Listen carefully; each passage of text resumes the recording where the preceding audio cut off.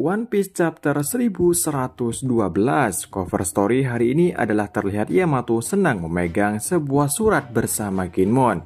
Chapter dibuka. Keadaan di pantai yang menghadapi pasifista, begitu juga Nezuro masih terus membantai semua unit pasifista.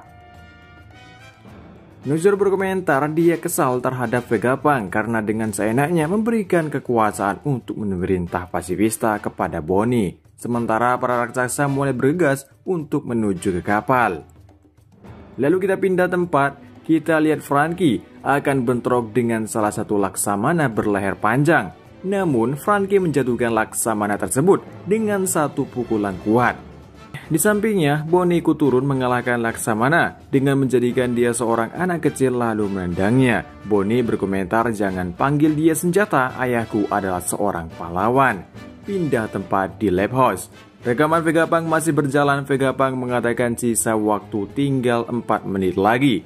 Kemudian kita melihat Mars bersama York di lab house. Tanpa nunggu lama, lagi Mars menghancurkan tempat itu. Lalu York mengatakan untuk tidak gabah karena dia tahu Vegapunk pasti menyembunyikan tempat dan musinya. Dan Mars berkomentar kalau begitu dia akan menghancurkan seluruh lab. York menahannya, dia menjelaskan itu percuma. Lantai 2 menara B adalah pembuatan senjata dan lantai 1 tenaga bangkit, dan di lantai 3 menara C adalah tempat semua gas tekanan tinggi. Jika itu meledak, seluruh lab akan hancur dan itu akan sampai menghancurkan Punk Rickard. York menegaskan untuk berpikir lagi dan York meyakinkan agar dia tetap percaya padanya. Kemudian, Mars mendengar suara kecil dari atas. Dia pikir mungkin suara itu ada di Punk Rickard atau siput transponder yang dia cari. York menjelaskan siput transponder di mana itu penemuan baru dan bentuk cangkangnya segitiga. Dengan begitu, mereka langsung pergi ke tempat itu. Di tempat lain, Kaku dan Sushi mulai sadar dan membahas monster itu. Dugaan Sushi dia adalah Gorose. Lalu Kaku mengatakan merasa kasihan kepada Sushi karena sudah ditinggalkan oleh Kurumugiwara. Tapi Sushi menjelaskan dia tetap tinggal karena keputusannya sendiri dan akan ada misi terakhir yang akan dia lakukan. Kaku mengatakan lagi kalau mereka meninggalkan Sushi, tapi Sushi menjelaskan tentang perisai kalau dia akan mematikan kubah perisai tersebut ketika kapal pelarian akan pergi. Di tempat Nami, Edison menjelaskan harus ada orang ruang pengendali untuk mematikan perisai tersebut, dan itu adalah Sushi.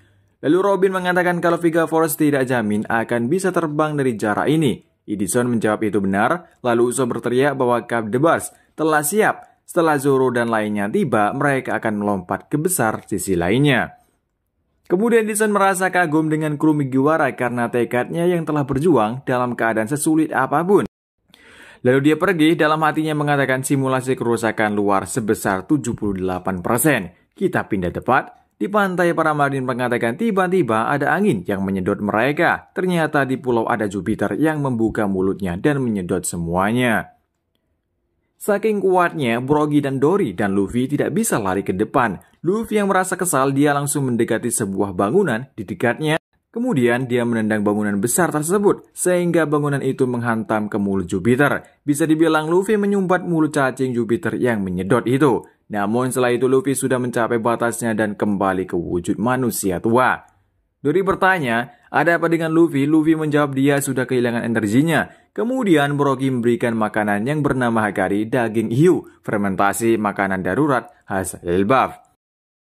Luffy merasa bau dengan makanan ini, meskipun begitu hanya makan daging itu tubuh Luffy kembali berisi.